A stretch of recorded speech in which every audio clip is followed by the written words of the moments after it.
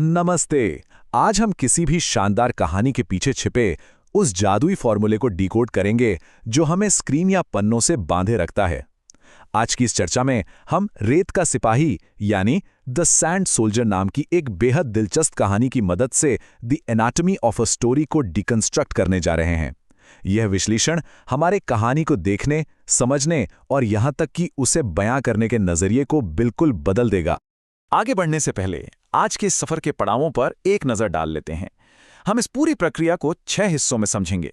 विक्रम और उसकी दुनिया, कहानी में नया मोड़, संघर्ष और आगे बढ़ना, गुफा में सबसे बड़ी चुनौती, अंतिम समाधान और आखिर में दिखाओ बताओ मत का असर। तो दुनिया की लगभग हर बेहतरीन कहानी का एक मजबूत ब्लूप्रिंट होता है, जिसे कहानी के 5 चरण या 5 phases of a story arc कहते हैं। इसमें शामिल है introduction, inciting incident, rising action, climax और रेजोल्यूशन।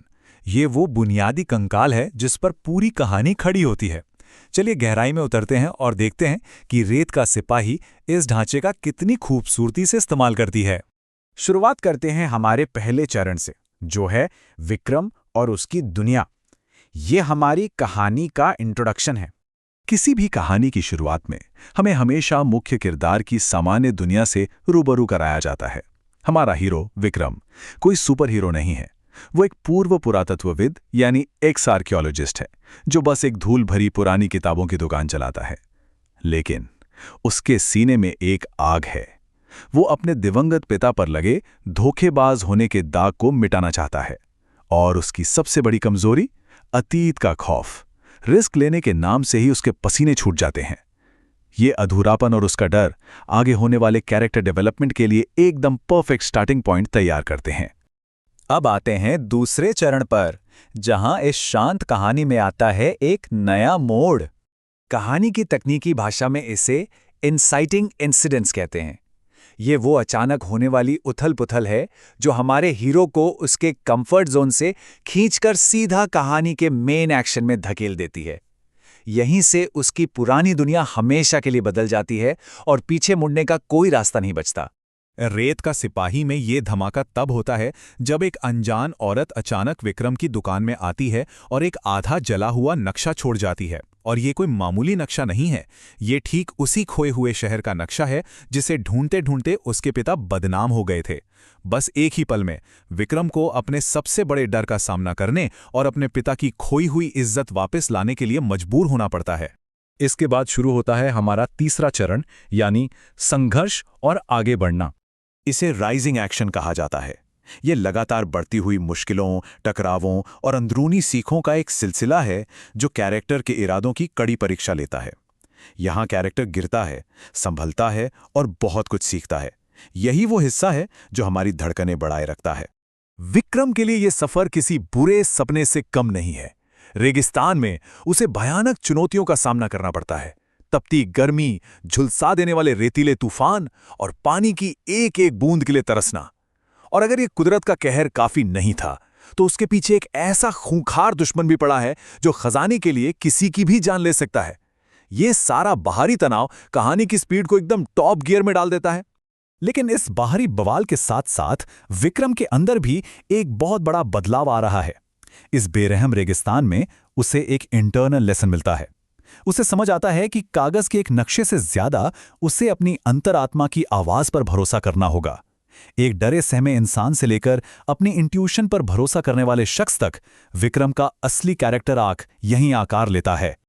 और अब हम पहुंचते हैं कहानी के सबसे अहम और रोमांचक मोड़ पर, गुफा में सबसे बड़ी चुनौती। इसे हम क्लाइमैक्स कहते हैं।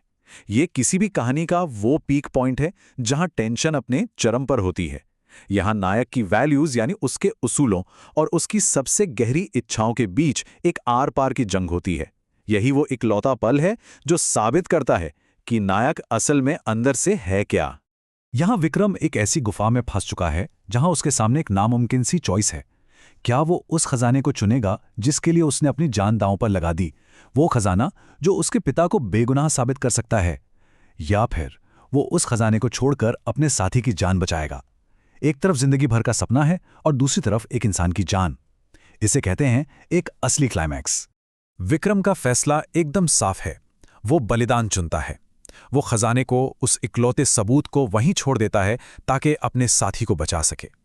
वो इस कड़वे सच को अपना लेता है कि शायद अब वो कभी दुनिया को सच्चाई नहीं दिखा पाएगा। ये पल सच में रोंगटे खड़े कर देता है, क्योंकि वो अपनी सबसे बड़ी चाहत को सिर्फ एक सही काम करने के लिए कुर्बान कर देता है। इस दिल छू लेने वाले फैसले के बाद हम कदम रखते हैं 5वें चरण में, अंतिम समाधान और बदलाव।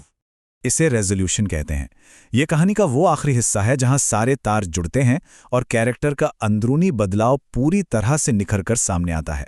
यहाँ एक बहुत ही कमाल की बात यह है कि एक बेहतरीन रेजोल्यूशन का मतलब ये नहीं कि हीरो को वो मिल जाए जो वो चाहता था, बल्कि उसे वो मिलता है जिसकी उसे असल में जरूरत थी। तो विक्रम के साथ क्या होता है? विक्रम के पास खजाना या नक्शा नहीं है, अपने पिता की बेगुनाही का कोई ठोस सबूत भी नहीं है, लेकिन फिर भी उसकी इस निस्वार्थ बहादुरी और बलिदान की खबर किसी तरह पूरी दुनिया में फैल जाती है। उसे वो इज्जत और सम्मान मिल जाता है जिसकी उसे हमेशा से तलाश थी, बस तरीका थोड़ा अलग और कहीं ज्यादा सच्चा था। इस पूरी यात्रा का निचोड़ इस एक बेहतरीन कोट में है: सम्मान दूसरों की नजरों में नहीं, अपने कर्मों में होता है। विक्रम को यह गहराई से समझ आ जाता है कि उसके पिता का सम्मान किसी बाहरी सबूत का मोहताज नहीं था, और ना ही उसका खुद का सम्मान।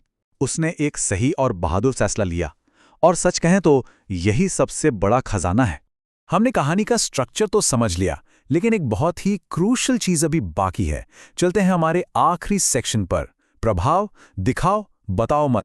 शो डोंट टेल, यानी दिखाओ बताओ मत। ये राइटिंग का एक ऐसा गोल्डन रूल है जो हर महान कहानी में इस्तेमाल होता है।